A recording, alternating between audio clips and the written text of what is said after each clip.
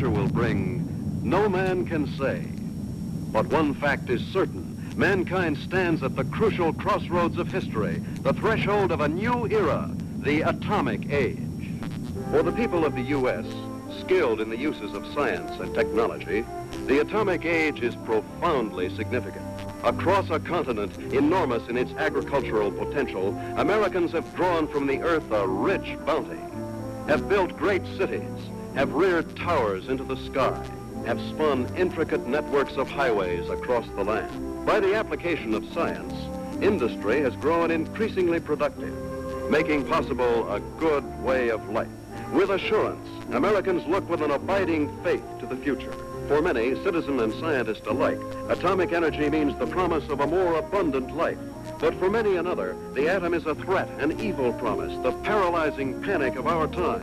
Thus, to answer the perplexing question of the atom and its implications, the people have turned their attention to the forum of public affairs, have sought to search out realities, to find the facts, or to listen to men of science, like Dr. Jeremiah Moley, famed geologist, the embattled founder of the now defunct Society to Save Civilization. It was Morley who told a Los Angeles audience that a series of atomic explosions, either accidental or deliberate, could set off a chain reaction to annihilate every man, woman, and child on the face of the earth. It could cause the death of every living thing. In a gloomy report, Morley took a dim view of history, recalled the tragically repetitious story, the decline and fall of all past civilizations. Said Morley, modern civilization could, by the phenomenon of atomic fission, be brought to dust and ashes. For example, if an A-bomb were detonated at the Empire State Building, the area of total destruction would cover an area of 2 miles. Now, since the A-bomb is already obsolete, consider the area of total destruction of an H-bomb. And science has promised us bombs 1,000 times more powerful, poisoning with radioactivity all the air and water of this earth. This could mean not only the end of our own civilization, but the very possibility of any future civilization. What are we going to do about it? I'll tell you what I am going to do about it. I have a plan to preserve human life on this planet. I hope you will join with me in carrying it out.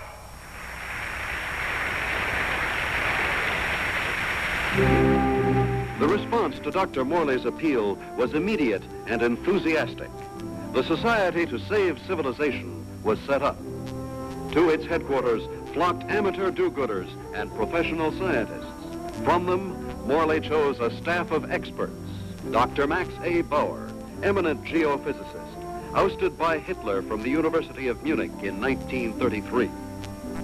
Dr. James Paxton, metallurgical engineer, twice winner of the McKenna Scientific Award. Joan Lindsay, medical doctor and ardent feminist, who, for her research in biochemistry, was named winner of the annual award by the American Confederation of Women Scientists. Dr. George Coleman, authority on soil conservation.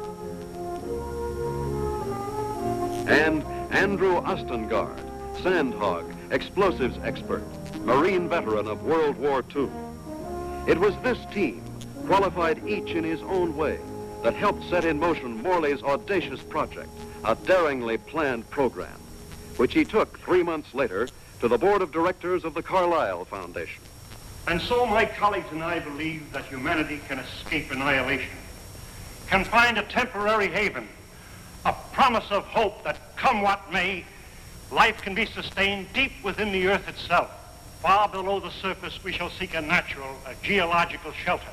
We have a team ready for the effort. All we lack are funds. Can we get them from your foundation? Dr. Morley, I believe it would expedite matters if I were to ask the questions. We're laymen, you know. First of all, isn't the inside of the earth solid? The interior of the earth is made up of vast caverns and air pockets, joined by natural avenues leading from the surface. Natural avenues? Funnels and fissures. Such a fissure lies within the world's largest extinct volcano at Mount Nelly. That is where we intend to start our journey. Well, these funnels, how far down do they go? Hundreds of miles, perhaps thousands, to the very core of the Earth. But isn't the inside of the Earth, the very core, a molten, fiery mass? To the contrary. The latest body of theory holds that the inside of a sphere, such as the Earth, is cooler than the temperature at its surface. And how would you traverse these thousands of miles? Dr. Coleman, the perspective drawings, please. This is a cyclotram. A what? It's an amphibious conveyance based on the principles of an ovoidal atmosphere. A what? Like a submarine, with the mobility of a tractor. Its head contains a burrowing device, and its walls can withstand extremes of temperature and pressure. But even with the cyclotram or the bathysphere or the whatnot, how do you know you'll be successful in finding this underground haven? We don't know, but we must try. There is no other alternative, no other course, no other hope of keeping the spark of life alive. And the cost?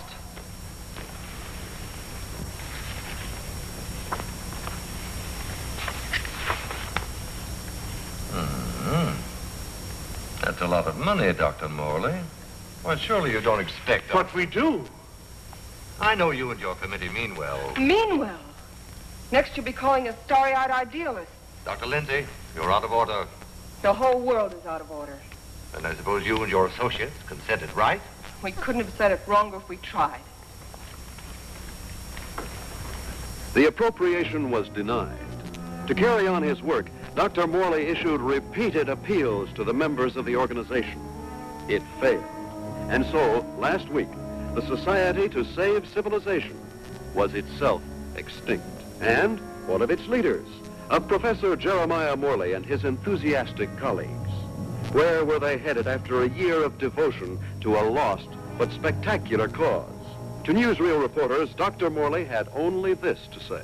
We have no plans. We have no hope.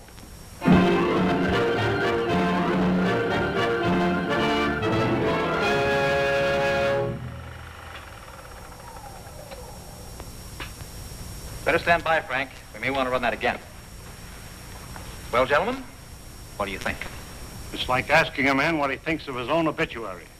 I thought you'd like to see it for its release in case you had any objections. Now he thinks of our objections.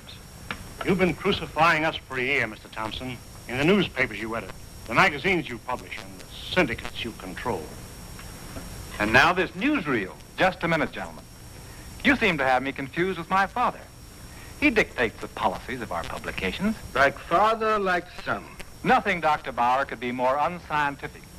As a matter of fact, my father and I never see eye to eye on anything. So he's the villain of the piece and you are the hero. Quite the contrary. My father has all the virtues of our society. He makes the money, I spend it.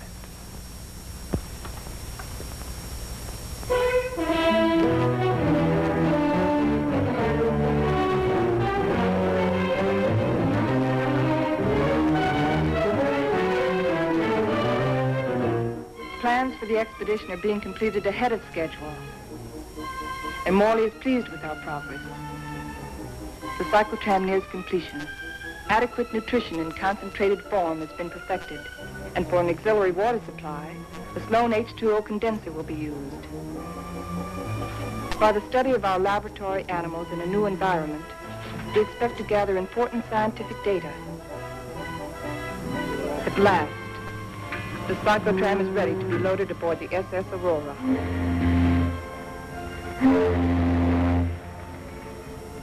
Our destination, the extinct volcano, Mount Nelly, where the inside of the Earth begins. This was our base, a lonely, desolate beach at the foot of the extinct volcano.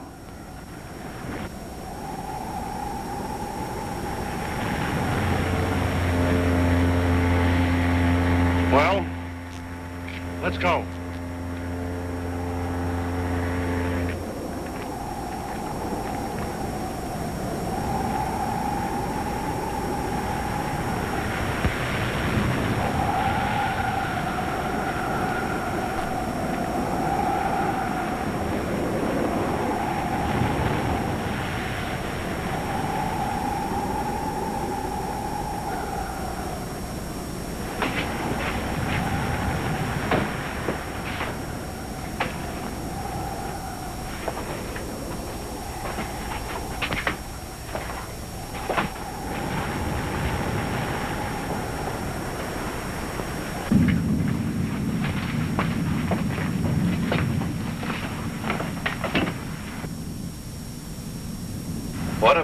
to spend our last night on Earth. You sound like we'll all be dead in the morning. That's a possibility.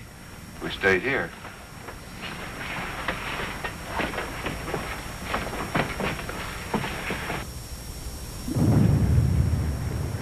Andy, take the controls. Follow the ridge line. Keep out of the ravines. Ascend at an angle of not more than 33 degrees.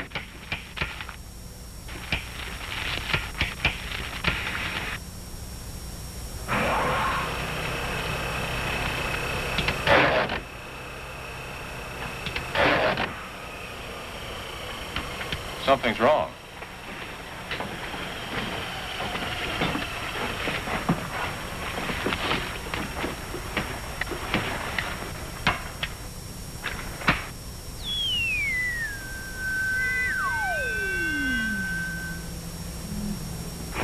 Now try it.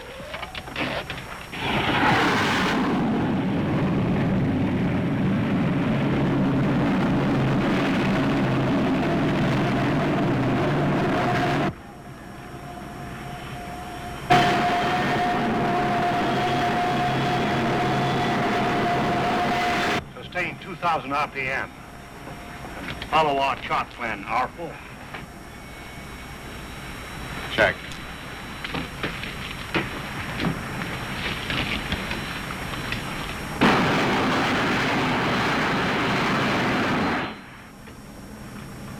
What's our elevation now? Approaching 6,300 feet. Angle of ascent, 19 degrees. Speed constant, 2,100 RPM.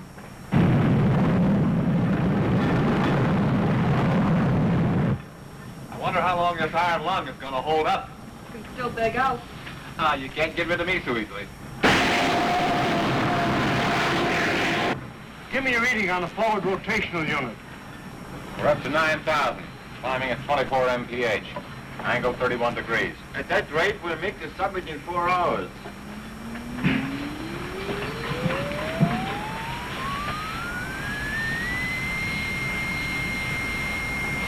Dr. Moley, we are meeting some unstable isotopes.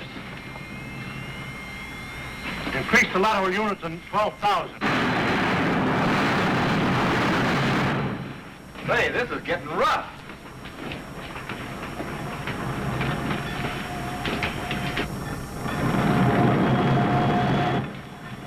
We're approaching position R4. Our computations show an error of less than plus 0.14. Good. We'll reach the summit in 30 minutes.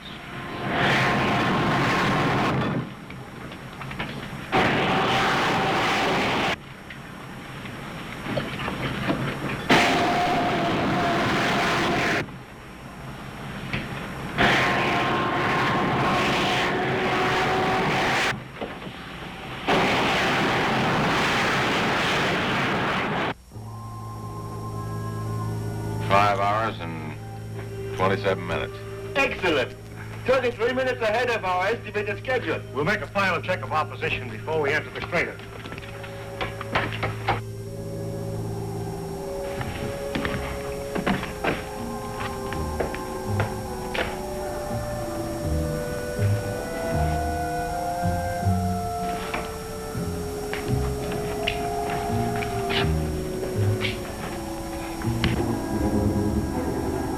Sure glad the professor picked this volcano for our expedition. Maybe this one could come to life, too. No, not a chance. No bet on it.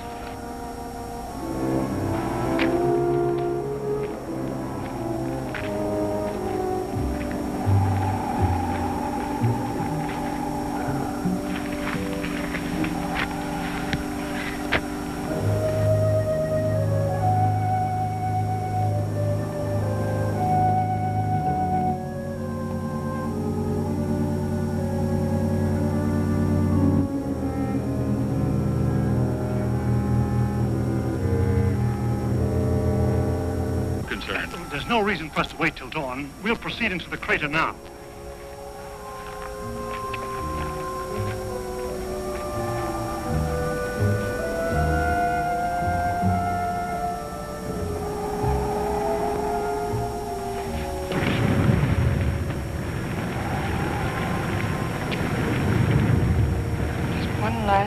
the earth. Yeah. What a way to remember it. Follow the downward spiral. Keep to the inside ledges. Speed 1,200 RPM.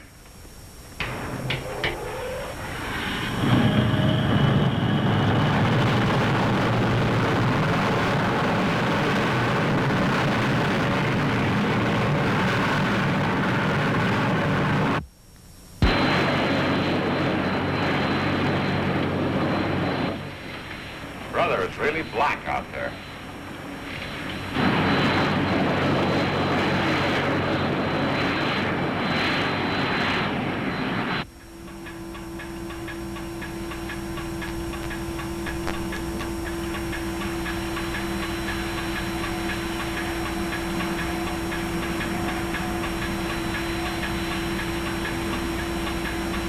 As we descend ever deeper into the volcano, I've observed no unusual physical symptoms.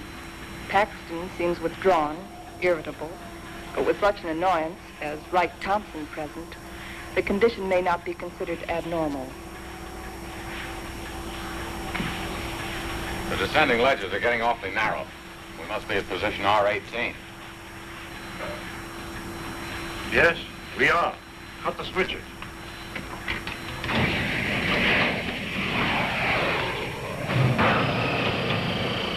We'll be doing some hiking now. Better have some breakfast.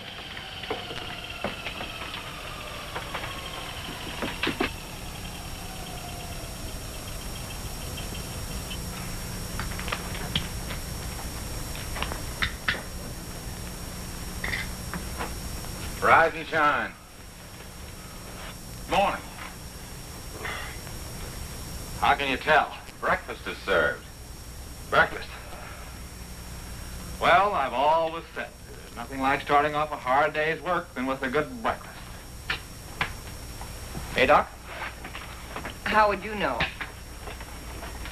You don't like my kind of guy, do you? Not very much. But I'll make an exception of you. You I don't like a lot. Coleman, take the controls.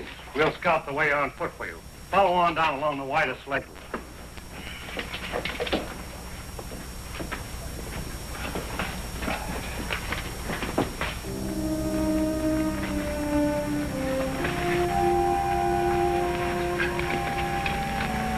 What's that, it's loose? What's the matter? I don't like it. What did you expect in here? A Garden of Eden? I'm not talking about volcanoes. I mean Wright Thompson. He doesn't belong here. None of us belongs here. We're doing what has to be done. He doesn't feel that responsibility. He's just a useless piece of excess baggage, a selfish thrill seeker. But without him, there's been no expedition. Pardon me.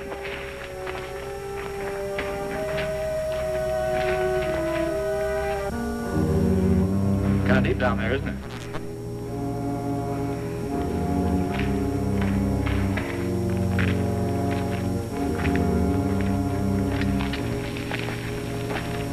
Nice friendly bunch, those scientists. Oh, what's your trouble? Oh, nothing, but don't they ever talk? Not unless they got something to say. That's the way it is with smart people. Maybe they're not so smart. Maybe they don't know what they're doing down here. Listen, Buster. Each one of them has taught us more colleges than you've flunked out of. So what are you doing down here among all those brains? I managed to make myself useful. It might be well if you did the same thing. Doing what? This.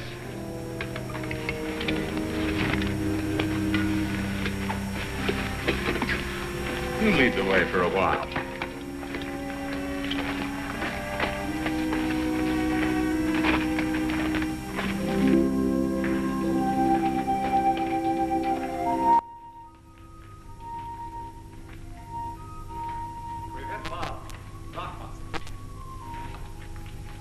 Hello, Coleman. Coleman, come in. Go ahead. We've reached the end of the channel. Establish our position. Our depth below mean sea level, 2.6 miles.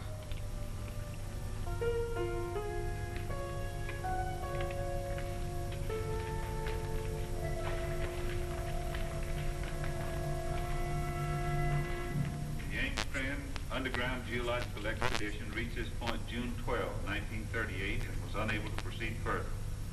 Why anyone who follows us should want to go further, we do not know, but we assume that they have good reason for doing so. Good luck. If Engstrand were living today, he'd know the reason. The world has changed since 1938. The world has changed since yesterday. We better get to work.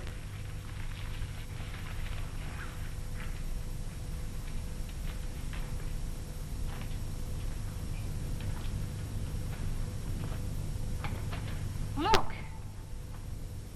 That's pressure from the other volcano. We'll have to work this side.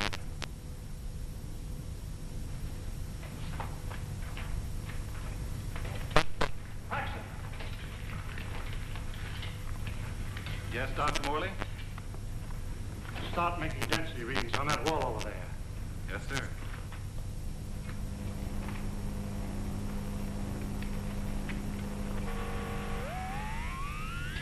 This is it.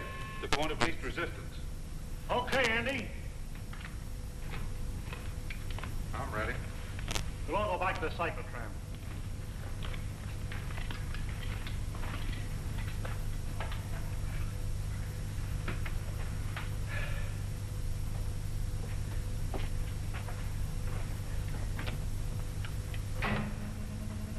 Fuses 1 and 2 set.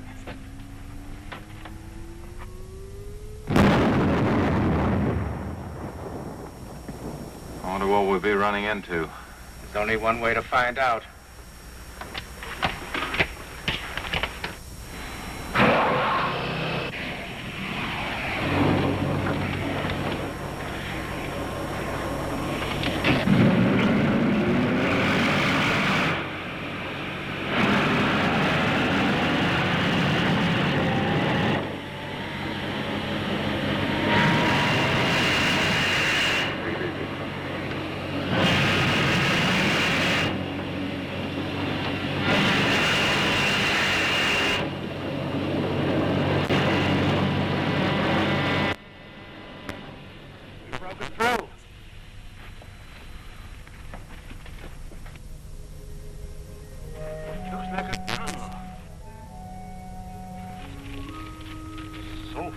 So good.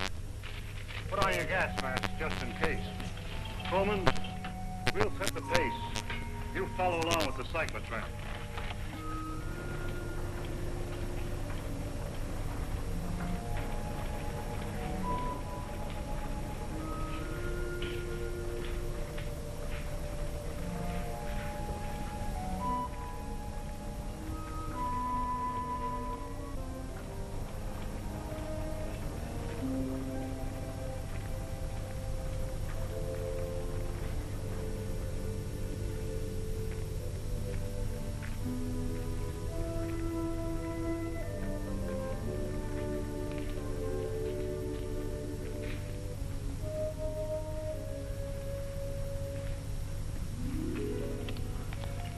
The air is fresh and clear.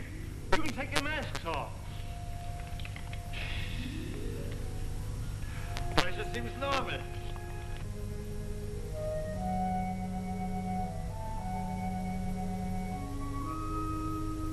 I wonder where it leads.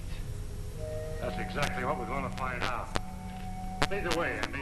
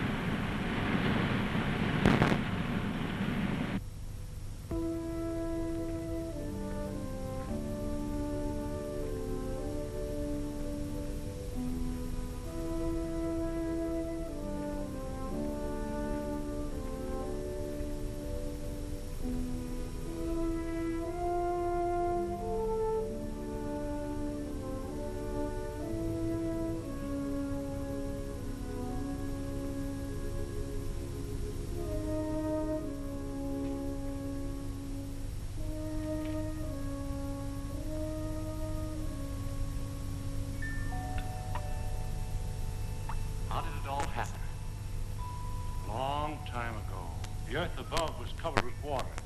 When the sea vanished, it left great limestone deposits behind. Was all this limestone? Yes. And then the water gathered in underground streams and carved out the soft limestone. Drop by drop, year by year, the water dissolved the stone. Each drop carried a tiny particle of sediment. That's what formed these columns. About an inch every 1,000 years. Well, how long did this whole process take? About 200 million years. Hello, Coleman. Coleman, bring up the tram. We'll proceed from here.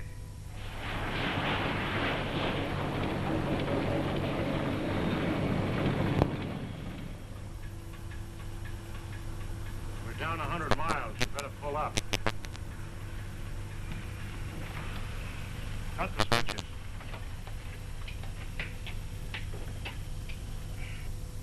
It's funny.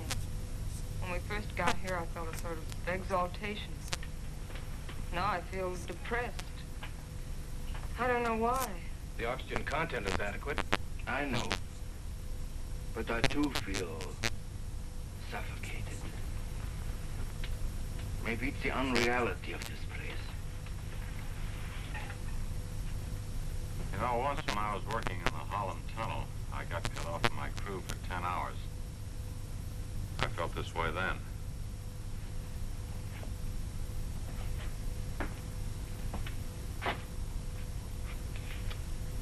I think I know what it is. It's loneliness. It's a feeling of a person away from people. I felt it on the top of a mountain in Tibet, in a jungle, and on the Arabian Desert. It's like the last cord tying you with humanity that cut. It's more than that. People have dignity only in relation to many other people. Alone, a man is as useless as any rock out there. No, you're both talking nonsense. Nature doesn't influence man. Man influences nature. One man, one strong man, can change nature. Oh, you're wrong, Dr. Paxton. It isn't one man. It's many men working together. Right, teacher? Men together are no more than sheep. One man standing alone leads the way, and the sheep follow. Please, gentlemen. Well, I'm embarrassed for all of you who call yourselves scientists, swayed by a self-indulgent young fool. I'm going ahead. I hope that by the time you catch up with me, the atmosphere will have cleared the cobwebs from your brains.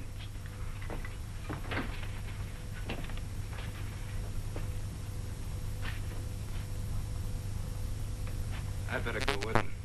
It isn't safe for a man to be alone down here. Ah, he's all right. He's the leader type. I'll go with them anyway. There wouldn't be leaders if there weren't sheep like me to be led.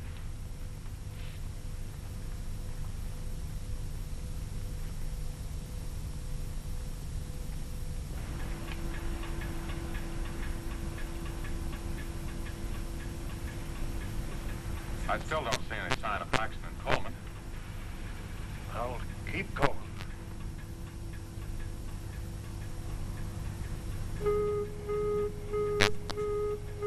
Gas! Gas! Paxton and Coleman. They forgot their gas mask.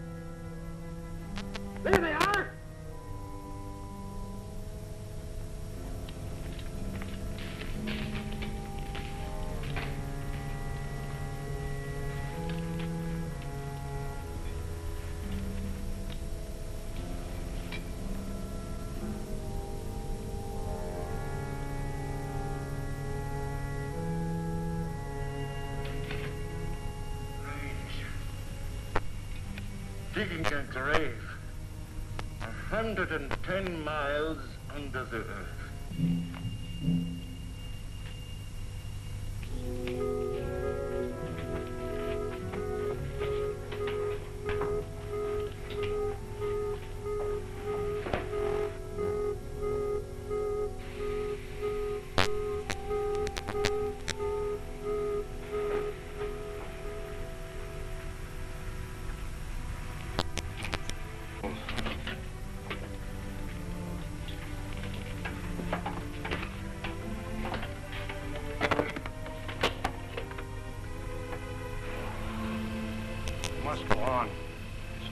turn back now.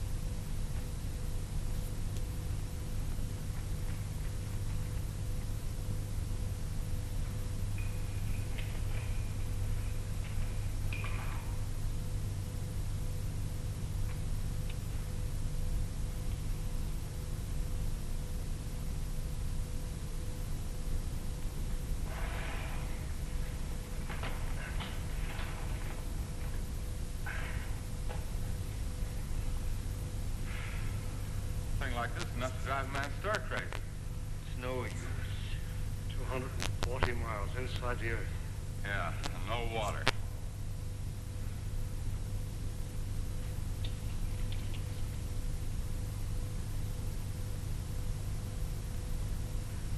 Here. I've been setting it to the animals.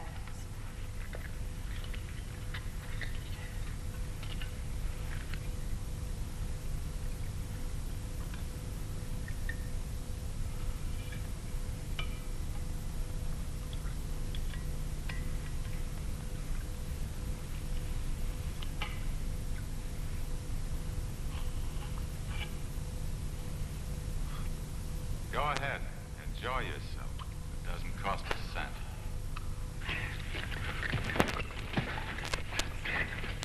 Stop it! Andy! This is ridiculous. We have something larger at stake than your personal petty feuding. Now you two can come with us or stay here and kill each other. I'm going after the cyclotron. Never mind. I'll go get it.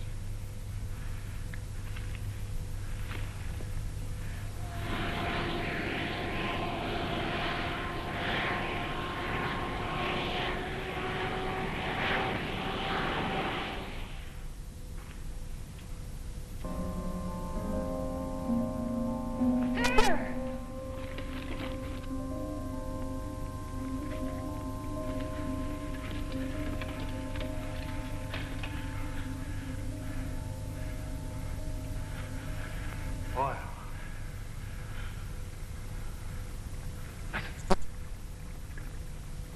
Sounds like running water. But where is it coming from? It's behind the door!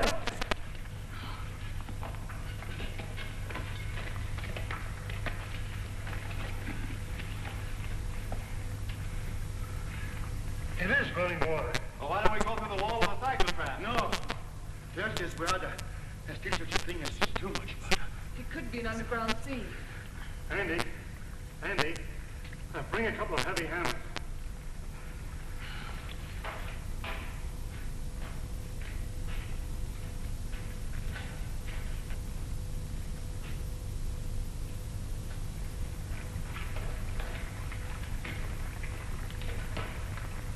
What's up, Professor? We think there's water behind that wall. Try breaking it in. Sure.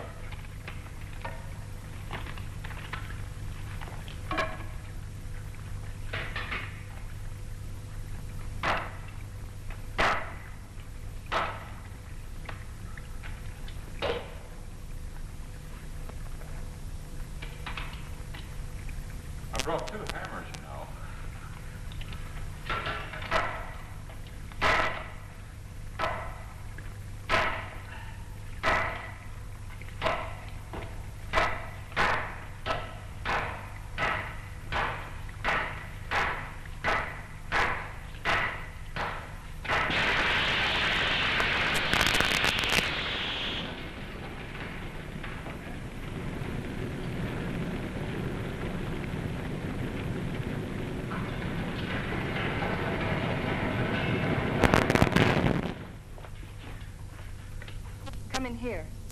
care of that arm.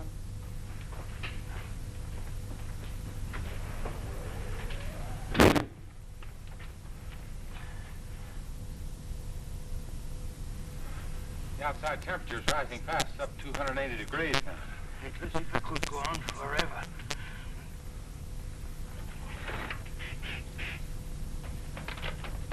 Hold it out there.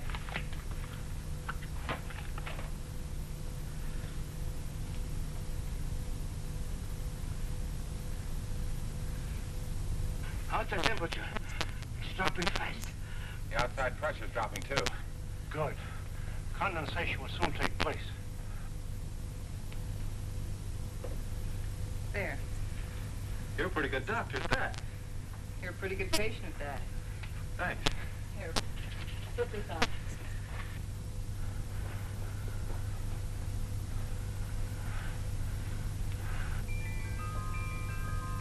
It's water. Look. Look at it. It's water.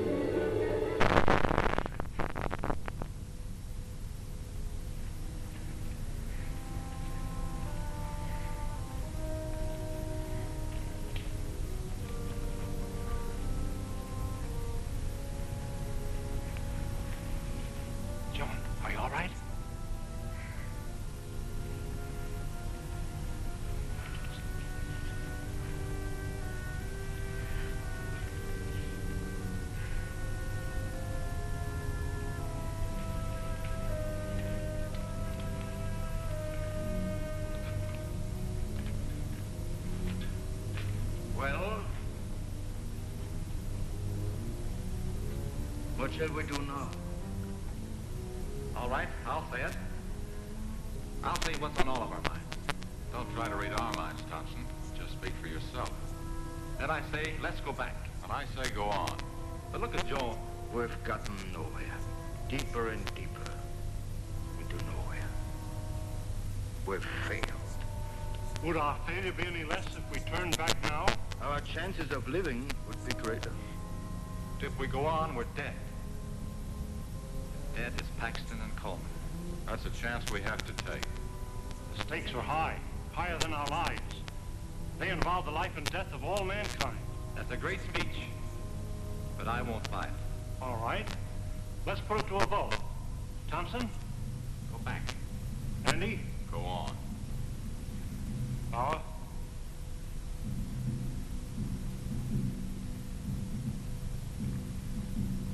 Go back. Go on. Seems to be a deadlock. I suppose none of us would like to reconsider? Doesn't woman suffrage count here? What do you say, Joan? I'd say go on, and let's not waste any more time about it.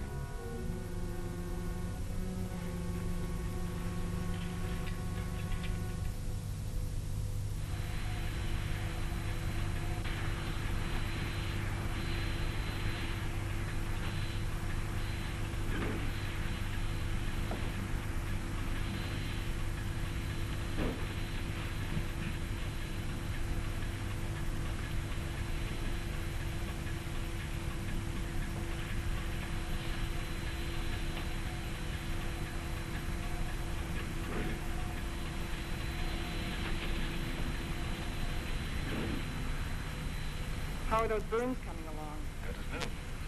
How are you, Doc? Oh, I'll get by. Here. What's it for? Does it have to be for something? Does everything have to be functional? Good luck, Ray. Save my life in Tibet. Here, take it. Why give it to me? Haven't you ever been romanced before? Not 900 miles below sea level. Then it's about time. If there were any flowers around here, I'd pick them for you. There's a highly scientific theory which states that if any man and any woman are cast away anywhere for any length of time, sooner or later they think they were in love. That's what's happened to you. If that theory has any value, it should apply to you. Does it? No. Well, I guess I need a little more time. We'll talk about it later.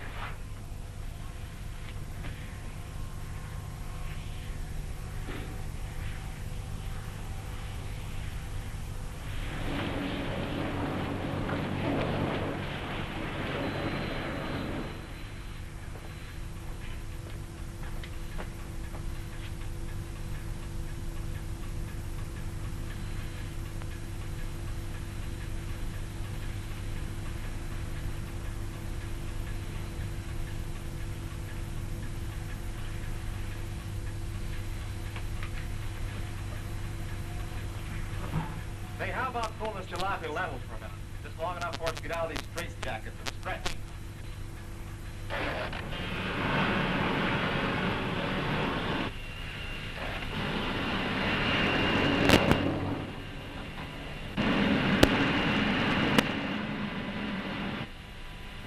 How much longer is it going to be like this?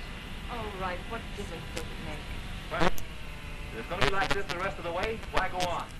Why waste time? That shouldn't make any difference to you. You've never done anything but waste time. Listen, you meathead. Just because you're a sandhog that likes to go grubbing around in the ground, and you're a mountain goat with his head in the clouds. Stop it, both of you! I've had enough of this. What's happened? I don't know. It's much water.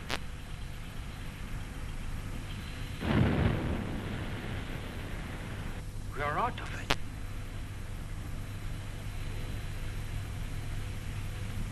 This might be what we're looking for.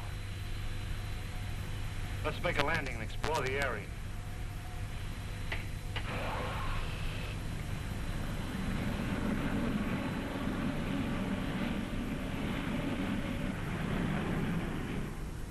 It's got a high calcium content, but it's drinkable. Hey! Look what I found!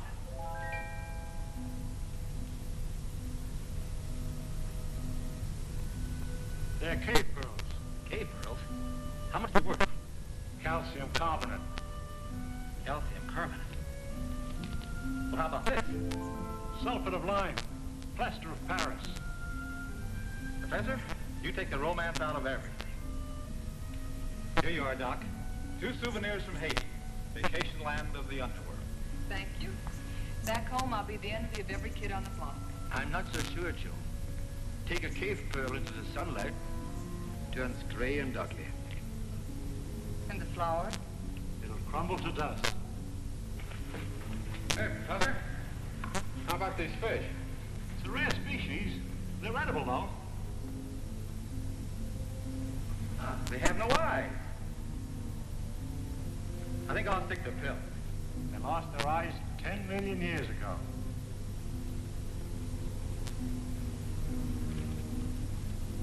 What kind of a place is it? Flowers crumble to dust in your hands. Stones that look like pearls. Fish without eyes. Nature sure a practical joker.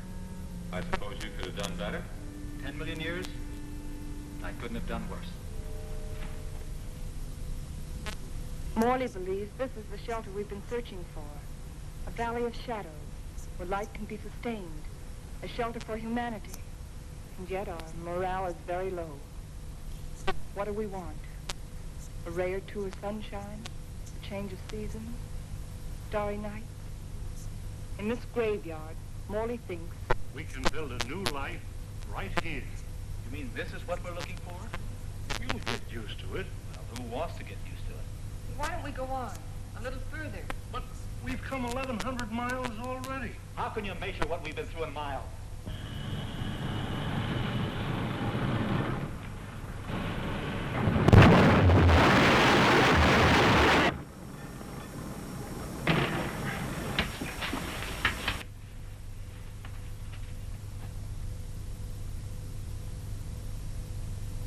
Well?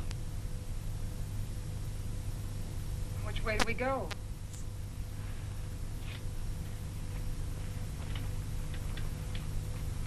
I suppose we'll have to explore both channels. I'll take the right one. Right? You take the other. Why me? I'll tell you why. I'm sick of taking your orders. That's the trouble with you, Thompson. That's all you do is take, you never give. Without me, there wouldn't have been any expedition. Well, that's not enough. It's time you gave something yourself and not your pocketbook. And We might as well get started.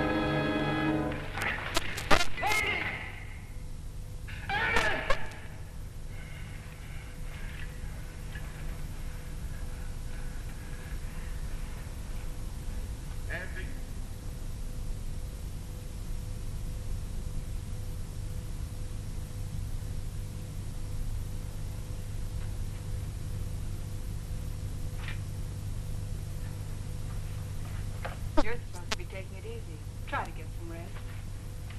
Listen to me right. You've been like this for days. How long can you keep it up? He didn't like me any more than I liked him. Yet he saved my life. It doesn't help brooding over it. But he died saving my life. He did what he believed was right.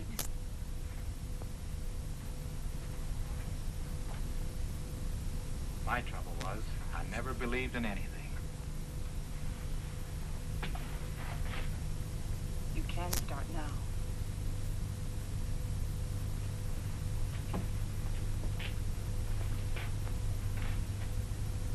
Moley wants to go back to that Valley of the Shadows he liked so much. Well, it's better than this. But it isn't good enough. What do you want to do? I too want to go back. But all the way back. Now that Andy's dead. Now that Andy's dead, we've got to go on. We've got to, until we find what we're after. If we fail, then we can talk about going back.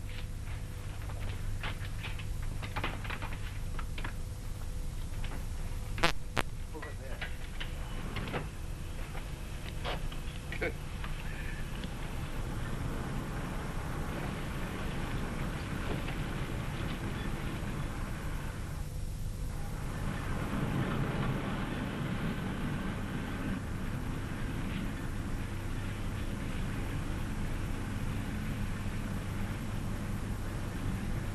This must be a continuation of the other river.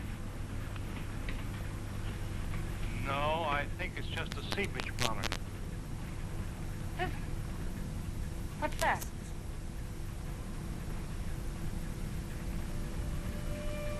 Look! It's like daylight.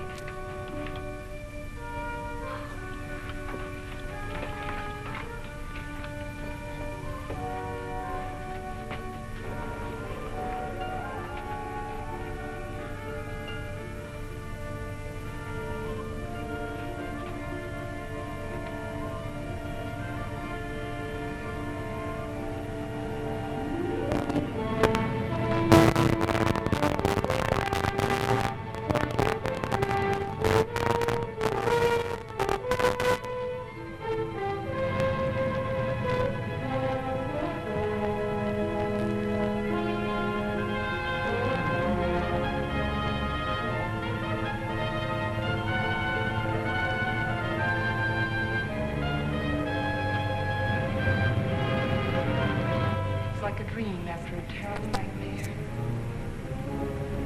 I think we found it.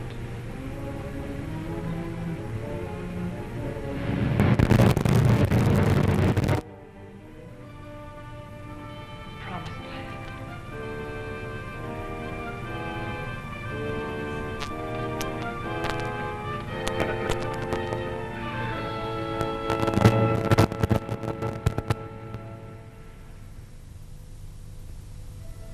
We have discovered a vast and radiant cavern deep within the earth.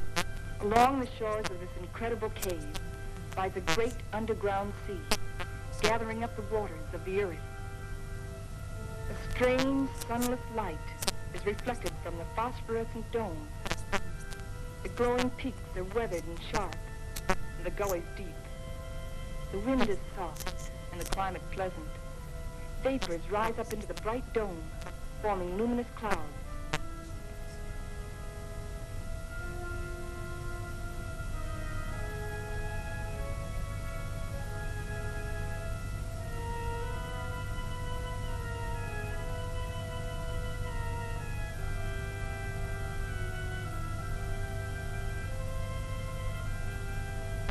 The area is rich in chemical resources. That means power and industry, according to Bauer. And Wright says a real estate boom is on.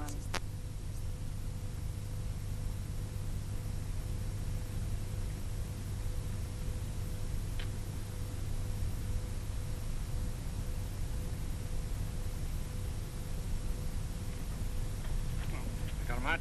Sure.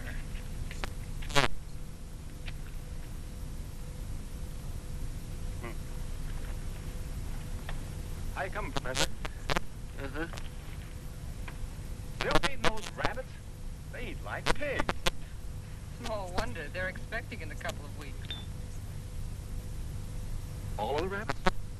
No, silly, just the lady rabbit. Tell me more. Here, make yourself useful. Get some more water. Explorations and surveys of the surrounding area continue. Moley and Thompson have set out toward the southeast to investigate the land and its potentialities.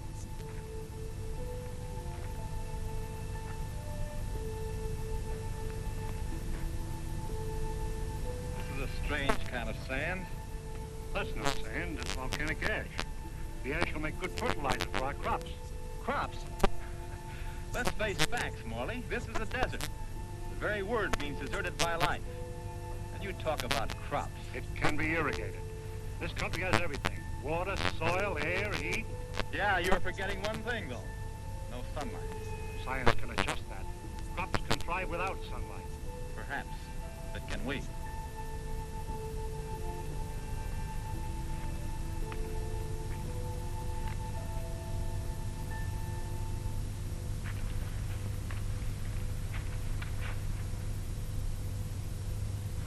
What sort of species is it? It's the fossil remains of a species of lungfish. He breathed by means of both lungs and gills. When he came out of the sea 400 million years ago, he was the ruler of the animal kingdom.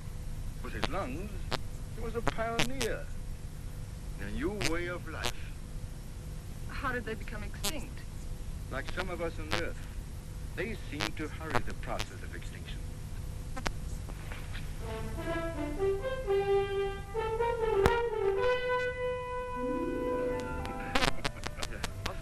You act like you swallowed a canary for breakfast. This is the day, right? This is what day? Today, we're expecting the first litter of rabbits. Well, who's going to pass the cigars around? You apparently don't realize the importance of it. Oh, I'm sorry. By observing the rabbits, we've already learned that they respond to nature basically as we do, as any mammal does. And from their young born today, we can predict how our own young will respond in the new world. Dr. Moley, Bauer. Come on. You go ahead. I'll get plenty of hot water.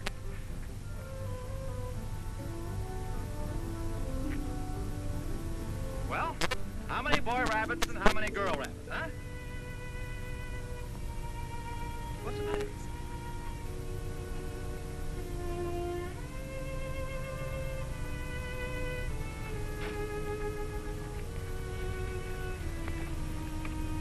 Joe, what's the matter? They're dead. They're all born dead.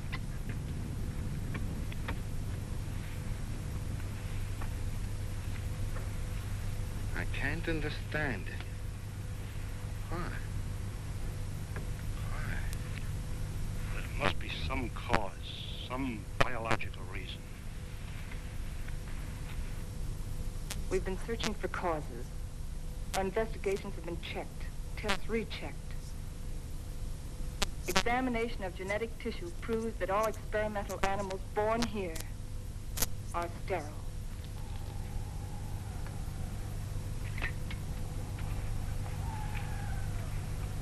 You know what this means? This new world. A haven for the dead. This is the end of the line.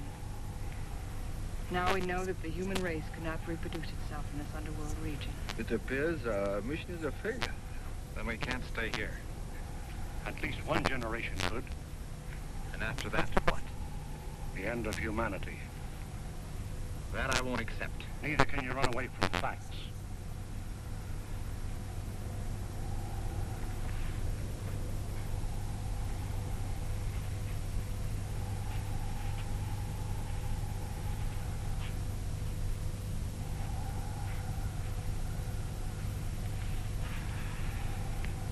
I've always run away.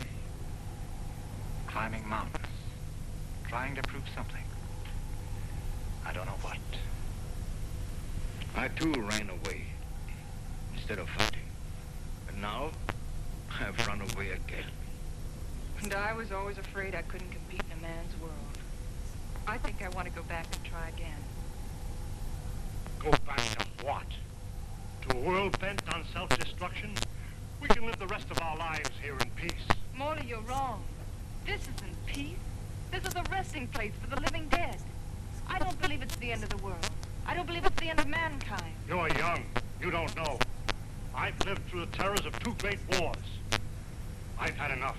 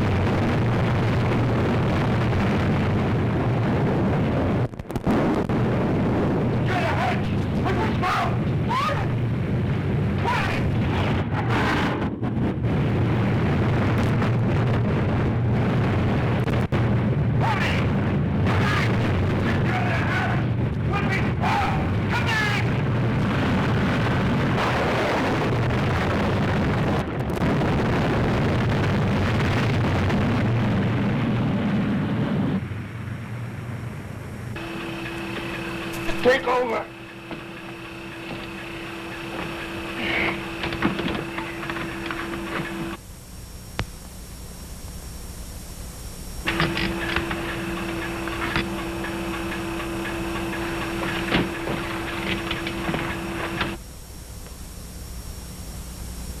Something's wrong. Something's pulling us down.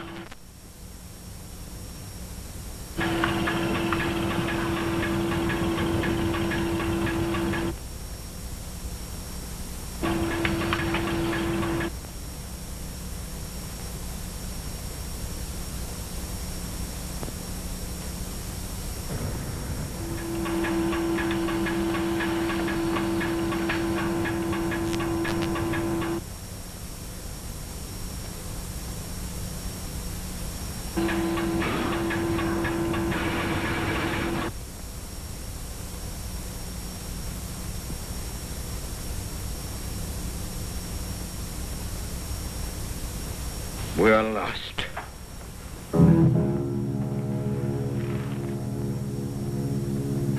We're in a blind alley. Ever since we started, we've been in a blind alley. We can't bury ourselves in the earth and expect to live. Maybe that's the secret. Moley understood. Strange. We didn't know it before. I used to be afraid of death. I was afraid of life.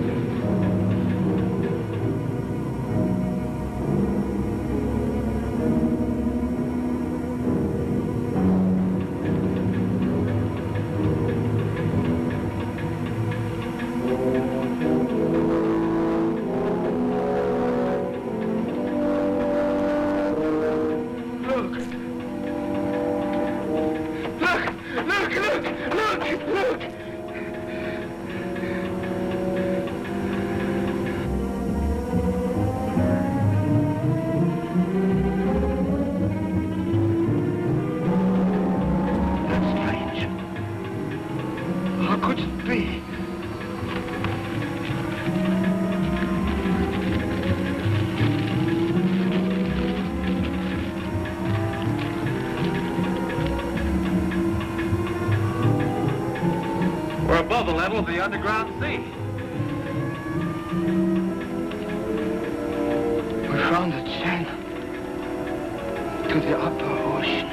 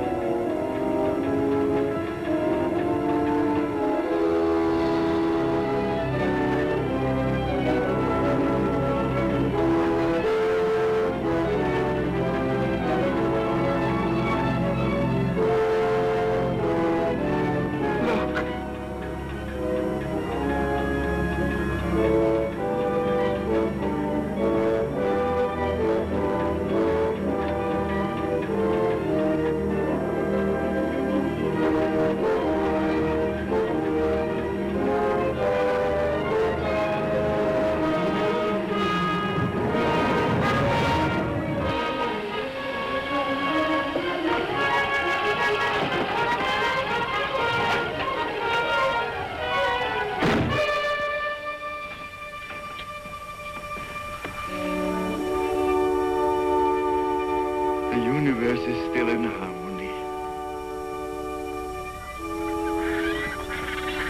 There's life on that island. People. I feel like I'll live forever.